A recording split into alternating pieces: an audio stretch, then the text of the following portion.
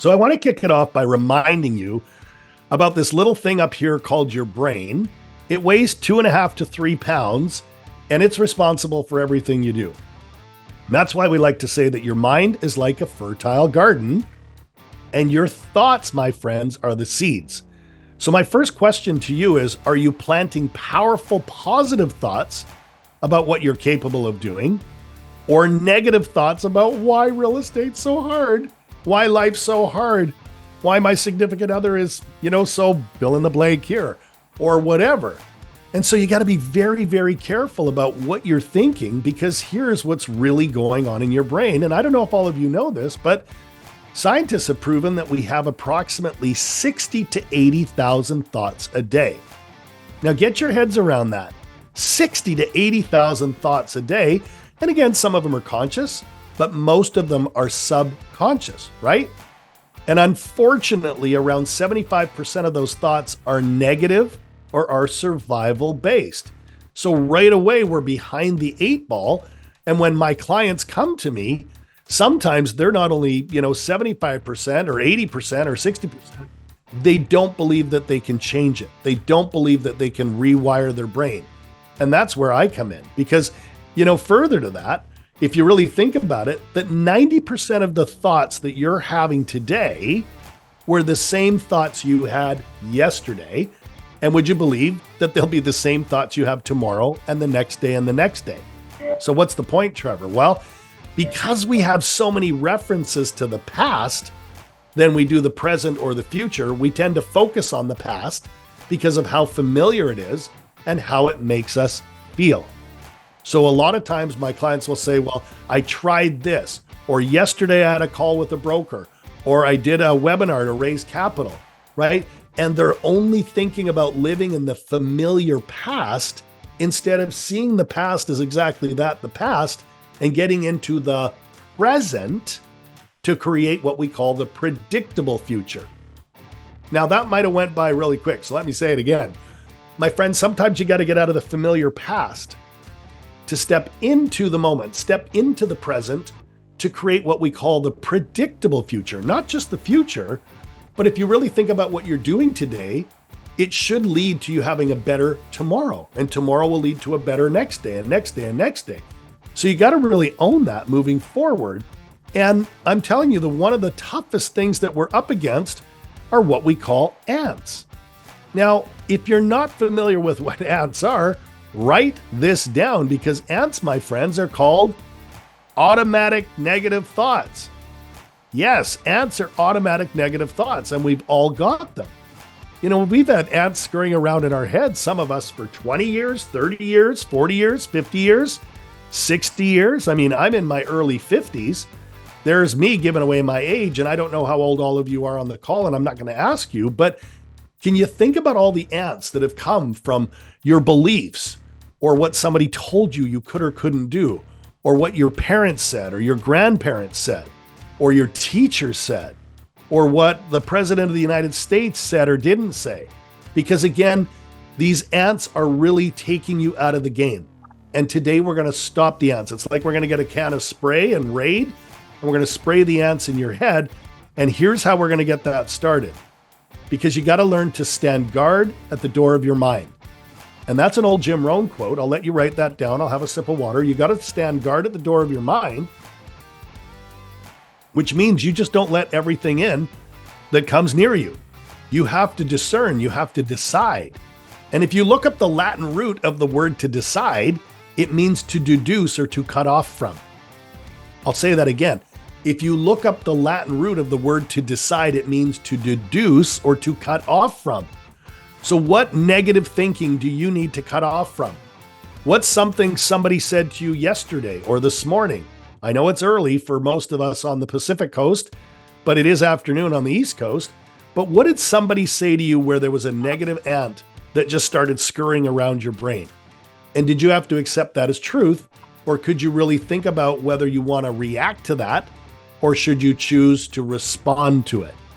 And here's what most Americans are doing. And we don't need to pick on the Americans, pick on the Canadians, pick on the Australians, pick on the Brits, pick on the Asians. We can pick on everybody. but everybody is literally running around allowing everyone else to absolutely get their ants running amok. And it shouldn't be that way. And here's how we're going to start by taking back control of those ants. And it's a formula that I want you to really understand that I teach, where it might seem a little confusing at first, but once you get it, boy, is it an amazing formula. And there's really 6 letters that make up this formula, and it's called TFEMAR. And if you're going to write this down, I want you to write it such that you put the T and then an arrow to the right, and then the F, and then an arrow to the right, and then the E, and so on. So I'm going to let you do that. I'm going to have a sip of my water here, but draw this out where you've got the T going to the F, to the E, to the M, to the A, to the R, and buckle up because I'm going to dive into this quickly. All right, now that you've had some time to work on that, let's really talk about where's Trevor going with this. Well, I'm telling you, this is how your brain works. Let's just go back and figure out how you're going to take control of those ants, because everything you do starts with what? The T stands for a thought. So when you have a thought, and we go to the arrow on the right, what does your thought lead to? Well, you guys are smart. You know the letter F stands for a what? A feeling. So if your thoughts lead to feelings, what do your feelings lead to, my friends? Well, we know your feelings lead to emotion, right? And that's where you've really got to pay attention, because the quality of your day, the quality of your week, the quality of your month, the quality of your year, the quality of your life will be in direct proportion to your emotional homes, right? And some of us have really good emotions where we're inspired or engaged and we go out there and take, you know, what's coming, or we don't. So it's important to understand that we start off with a thought that leads to a feeling, and a feeling to an emotion. So what do our emotions do? This is where some people get tripped up in the formula. Well, the M stands, my friends, for motivation, right? Because if your thoughts lead to feelings and your feelings to emotions, guys, your emotions are either going to motivate you to sit on the couch and watch Netflix, or it's going to motivate you to get out there and go buy a building, go buy an apartment, go do something, you know, with a duplex or self-storage, assisted living, mobile home parks. I've got clients in 37 different US states right now, and they're in every asset class you can imagine. And what I do is I help them control the ants so that their thoughts, their feelings, their emotions cause them to elevate their emotions and get motivated to go out there and take what? Well, you know what this one is. It's action. And if you go out there and take action, what do you get? Well, we know you get a certain result. So what's the point, Trevor? Here's the point. Guys, watch the screen, because if we reverse engineer this and we go backwards, here's what this looks like. If you want to get a certain result, you got to take action. Well, how do you take action? Well, you got to get motivated. How do you get motivated? Well, there's the big one. You got to elevate your emotions. It doesn't matter what's going on around you. It doesn't matter what somebody said to you. You're in charge of that beautiful brain of yours, and you're in charge of your emotions. And how do you control your emotions? Well, you control how you feel. And how do you do that? Well, it all starts with a thought. So if you really think about it, guys, your thoughts really do produce your results, right? And so I want to give this to you so that you can put it on a Post-it note. You know, I'm a big believer in colorful Post-it notes. In fact, I think I keep 3M in business because I oftentimes will write quotes, formulas, you know, thoughts on Post-it notes, and I'll stick them all over the beautiful home we live in.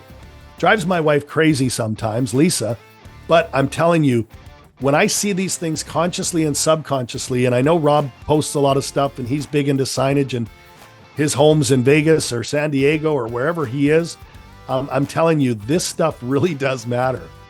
So I want you guys to own the TFEMAR methodology, and remember that starting today, you're going to take back control of your thoughts, which are going to help you to get to your results. And the bottom line is, you know, if you do this starting today and you're aware of it, and awareness is the key word, watch what it does in everything that you do. It'll start to compound. It'll start to show up in real estate. It'll start to show up in broker conversations. It'll start to show up when capital raising, underwriting, running the assets. I mean, every single thing we do in real estate, but it'll also, you know, support you outside of real estate as well.